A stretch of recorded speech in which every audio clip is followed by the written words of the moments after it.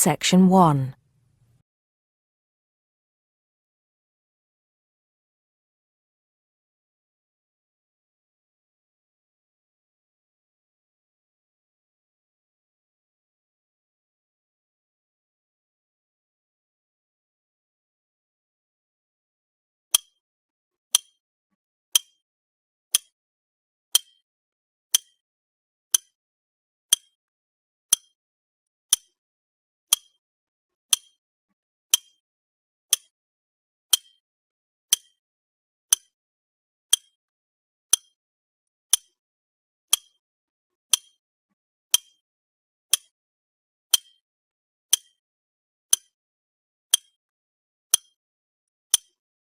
Listen carefully and answer questions 1 to 6. Hello, Pembroke Cycling Holidays. Bob speaking. Oh, hello. I've seen your advert for people to lead cycle trips. Are you the right person to speak to? Yes, I am. Could I have your name, please? It's Margaret Smith. Are you looking for a permanent job, Margaret? No, temporary. I've got a permanent job starting in a few months' time, and I want to do something else until then. What work do you do? This will probably sound crazy. I used to be a lawyer, and then I made a complete career change, and I'm going to be a doctor. I've just finished my training. Right. And have you had any experience of leading cycle trips? Yes, I've led several bike tours in Africa. The trip to India that I had arranged to lead next month has now been cancelled. So when I saw you were advertising for tour leaders, I decided to apply. OK. Now, we normally have 2 or 3 leaders on a trip, depending on the size of the group. Some tours are for very experienced cyclists, but we've got a tour coming up soon in Spain, which is proving so popular we need an additional leader. It's a cycling holiday for families. Would that suit you? It certainly would. I enjoy working with children, and I probably need some more experience before I go on a really challenging trip. That tour includes several teenagers. Have you worked with that age group before? Yes, I'm a volunteer worker in a youth club where I help people to improve their cycling skills. Before that, I helped out in a cycling club where I taught beginners. Well, that's great. Now, the trip I mentioned is just for a fortnight, but there might be the possibility of leading other tours after that. Would that fit in with your plans? That'd be fine. I'll be free for 5 months. My job is due to start on October the 2nd, and I'm available from May the 1st until late September.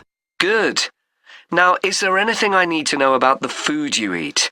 We usually have 1 or 2 people in the group who don't eat meat, or have some sort of food allergy, so we're always very careful about that. Yes, I'm allergic to cheese. Would that be a problem? No. As long as we have enough notice, we can deal with that. That's great. Before you hear the rest of the conversation, you have some time to look at questions 7 to 10.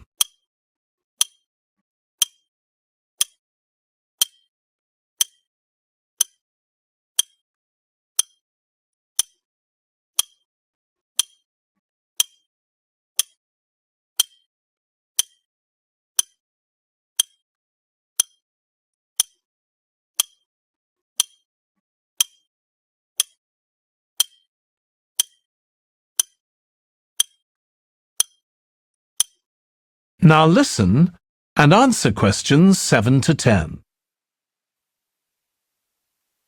It sounds really interesting. Would you like me to fill in an application form? Yes, please. Where should I post it to?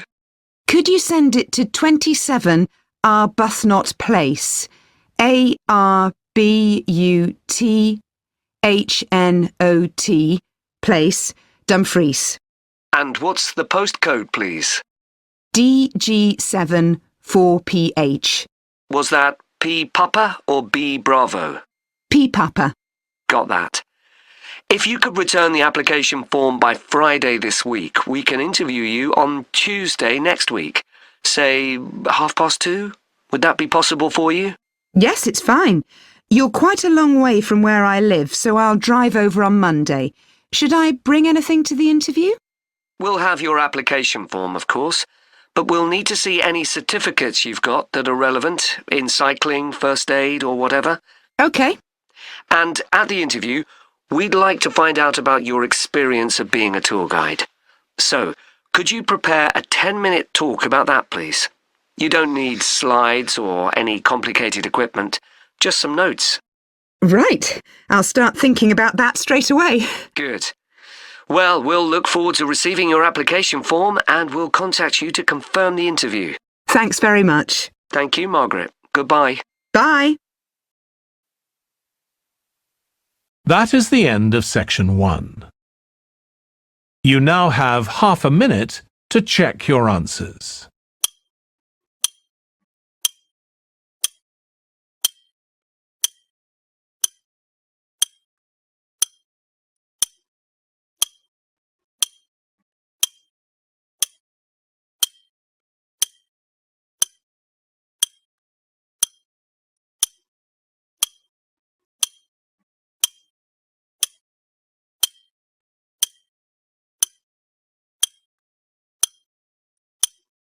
Now turn to section 2. Section 2. You will hear a podcast about an area called the sheep market in a New Zealand city. First, you have some time to look at questions 11 to 14.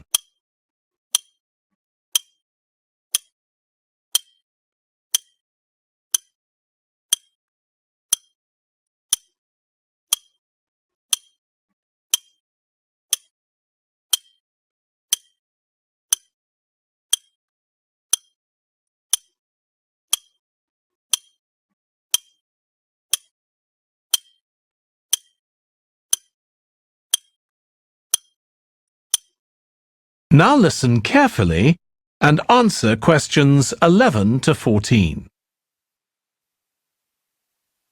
Welcome to this podcast about the sheep market, which is one of the oldest parts of the city. As its name suggests, there was originally a market here where farmers brought their sheep, but now it's been redeveloped into a buzzing, vibrant area of the city, which is also home to one of the city's fastest growing communities. The nearby university has always meant the area is popular with students who come in to enjoy the lively nightlife, but now graduates embarking on careers in the worlds of fashion and design are buying up the new apartments recently built here to replace the small houses where the market workers used to live. The narrow old side streets are great places for finding original pictures, jewellery and ceramics which won't break the bank, as well as local produce like fruit and vegetables. There's also lots of pavement cafes where you can have a coffee and watch tourists from all over the world go by. The oldest buildings in the area are on the main streets, including the city's first department store, built in the 1880s, which is still open today. The sheep market is a centre for fashion, and there's a policy of encouraging new young designers. The Young Fashion Competition is open to local young people who are passionate about fashion. This year they've been asked to design an outfit based on ideas from the music and technology that's part of their everyday life, using both natural and man-made fibres. The garments will be judged by a panel of experts and fashion designers, and the winning entries will be modelled at a special gala evening. Parking at the sheep market is easy. There are plenty of pay and display car parking spaces on the roadsides, which are fine if you just want to stay for an hour or two. But if you want to spend the day there, it's better to park in one of the 4 underground car parks. It's not expensive, and if you can present a receipt from one of the local stores, you'll not be charged at all. After 6 p.m, many of the car parks have a flat rate which varies, but it is usually very reasonable. Before you hear the rest of the podcast, you have some time to look at questions 15 to 20.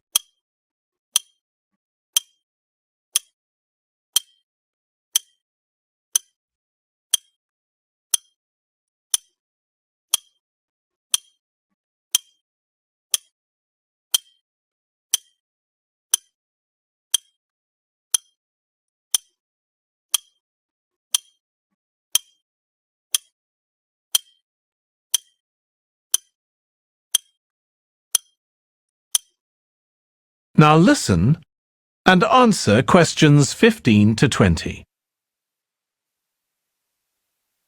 The sheep market is one of the main centres for art and history in the whole of the country. If you look at our map, you'll see some of the main attractions there. Most visitors start from Crawley Road at the bottom of the map. The Reynolds House is one of the oldest houses in the city and is open to the public. It's on the north side of Crawley Road, next to the footpath that leads to the public gardens. The area is particularly interesting for its unusual sculptures. The thumb is just what its name suggests, but it's about 10 metres high. You'll see it on Hill Road, across the road from the bank. The museum's got a particularly fine collection of New Zealand landscapes. It's on the east side of the sheep market, on City Road. It's on the other side of the road from the public gardens, immediately facing the junction with Hill Road. The Contemporary Art Gallery is on a little road that leads off Station Square, not far from the public gardens. The road ends at the gallery. It doesn't go anywhere else. That's open every day except Mondays. The Warner Gallery specialises in 19th century art.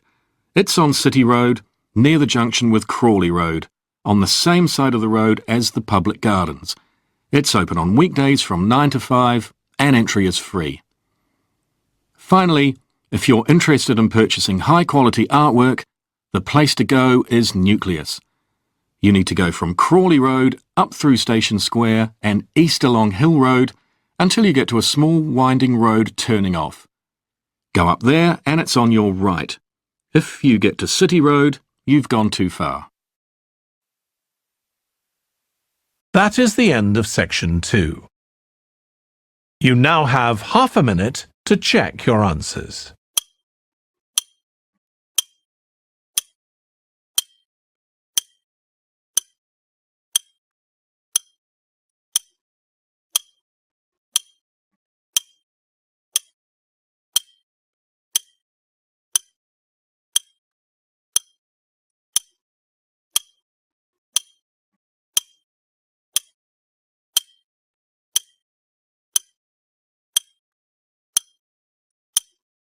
Now turn to section 3. Section 3. You will hear two students, Katie and Joe, discussing a presentation in their film studies course. First, you have some time to look at questions 21 to 24.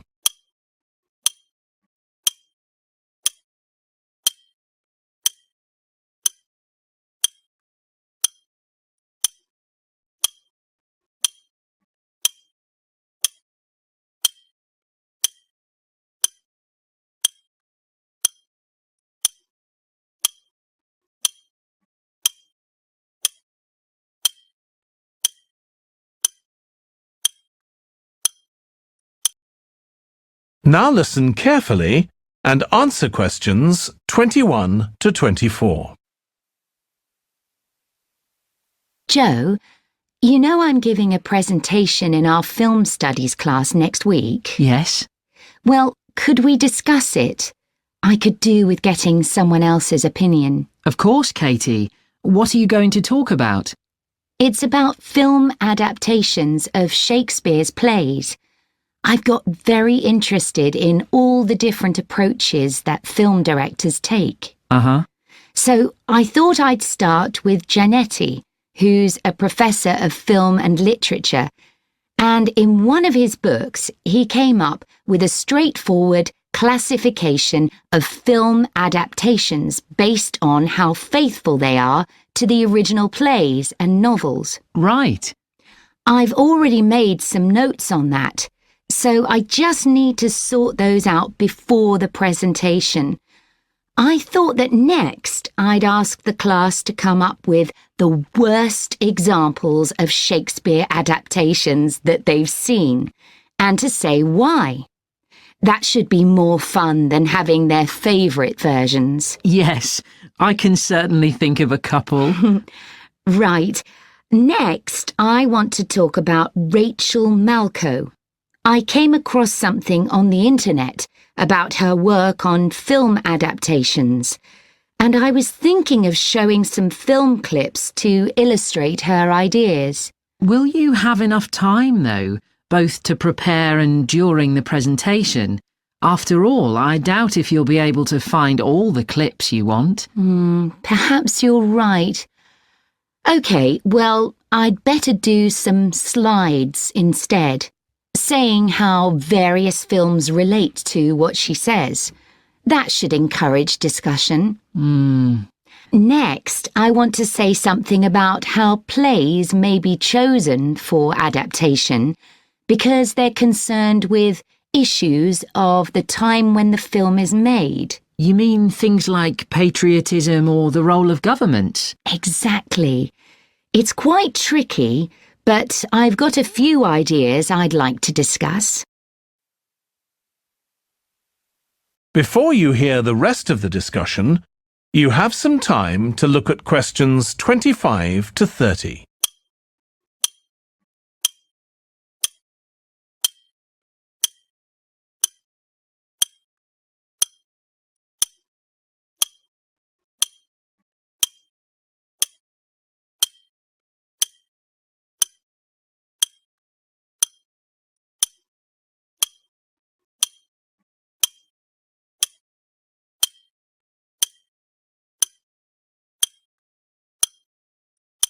Now listen and answer questions 25 to 30.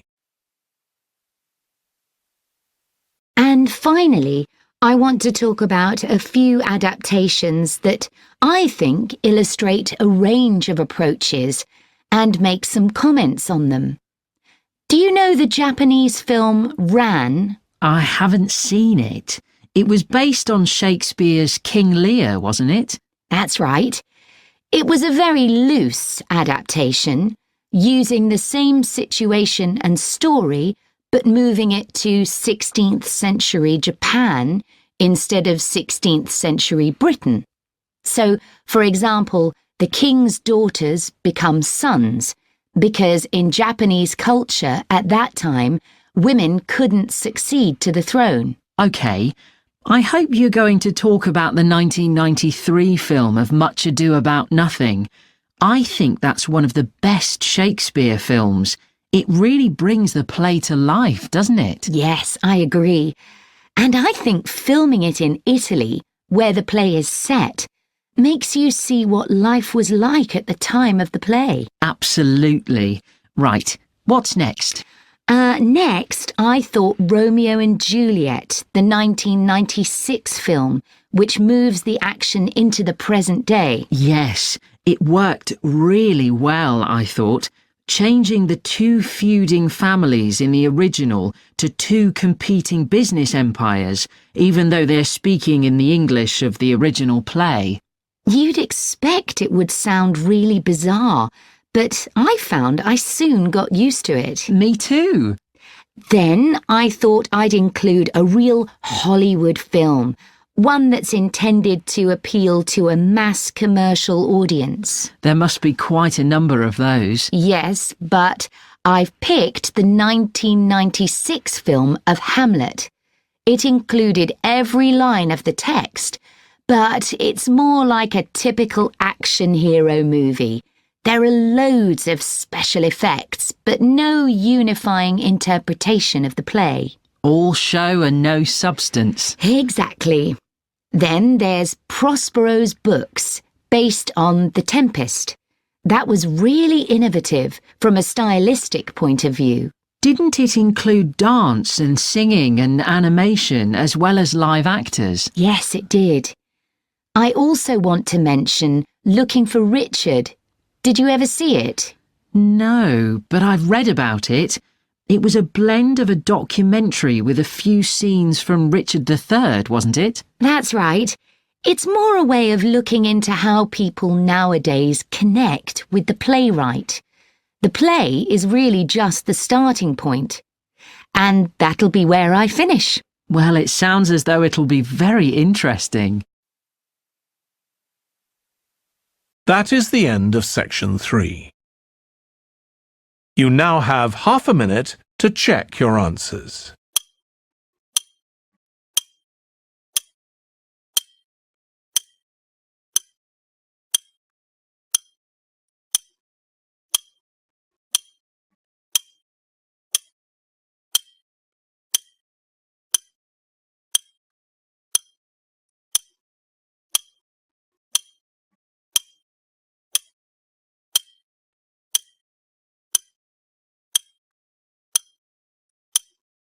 Now turn to Section 4.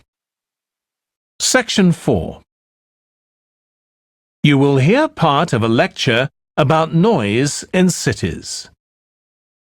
First, you have some time to look at questions 31 to 40.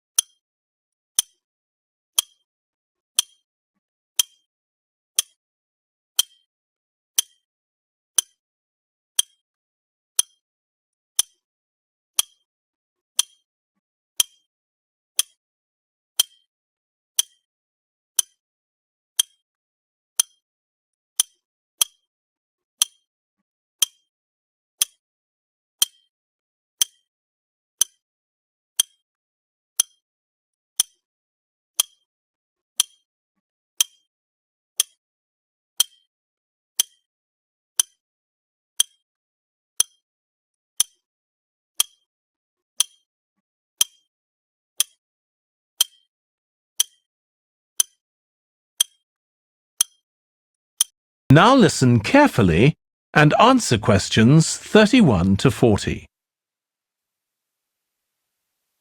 This lecture will be about the science of acoustics, the study of sound, in relation to urban environments such as cities.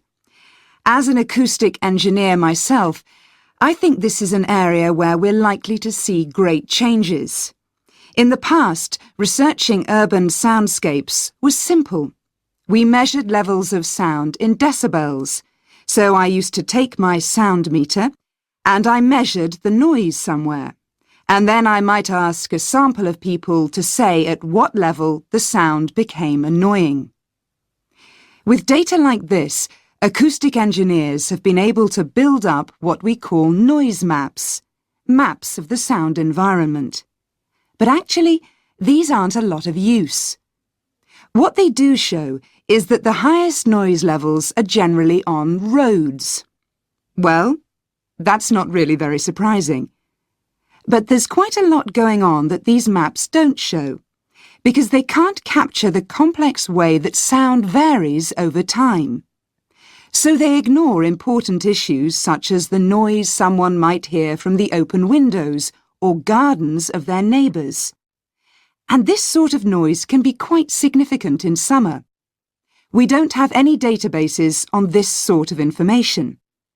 As well as that, these records of sound levels take no account of the fact that people vary in their perceptions of noise. So someone like me with years of working in acoustics might be very different from you in that regard. But anyway, even though these noise maps are fairly crude, they've been useful in providing information and raising awareness that noise matters. We need to deal with it, and so it's a political matter. And that's important. We need rules and regulations because noise can cause all sorts of problems. Those of you who are city dwellers know that things go on 24 hours a day, so city dwellers often suffer from interrupted sleep. It's also known that noise can lead to a rise in levels of stress due to physical changes in the body affecting the composition of the blood. And there are other problems as well. For instance, if school children don't have a quiet place to study, their work will suffer. Now, one problem with decibel measurement is that it doesn't differentiate between different types of noise. Some types of sounds that most people would probably think of as nice and relaxing might well score quite highly in decibel levels. Think of the sound made by a fountain in a town square, for example. That's not necessarily something that we'd want to control or reduce. So maybe researchers should consider these sorts of sounds in urban design. This is going to be tricky, because just measuring decibel levels isn't going to help us here. Instead, many researchers are using social science techniques, studying people's emotional response to sound by using questionnaires and so on.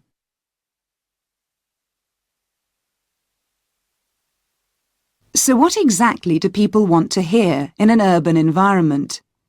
Some recent interdisciplinary research has come out with results that at first sight seem contradictory.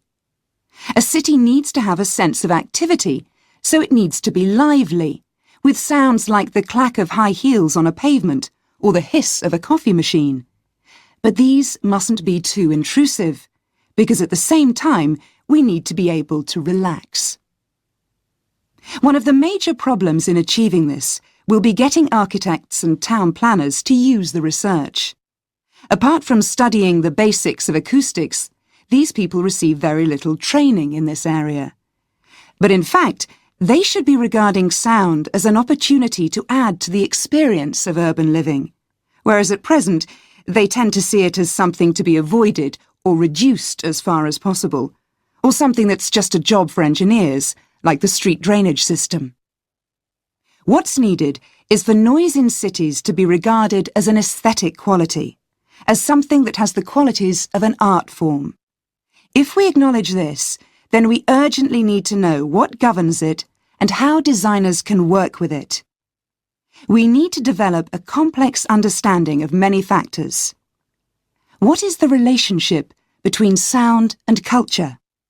What can we learn from disciplines such as psychology about the way that sound interacts with human development and social relationships, and the way that sound affects our thoughts and feelings? Can we learn anything from physics about the nature of sound itself?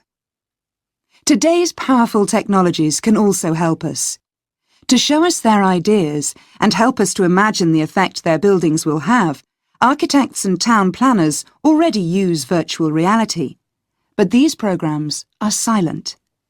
In the future, such programs could use realistic sounds, meaning that soundscapes could be explored before being built. So hopefully, using the best technology we can lay our hands on, the city of the future will be a pleasure to the ears as well as the eyes. That is the end of section 4. You now have half a minute to check your answers.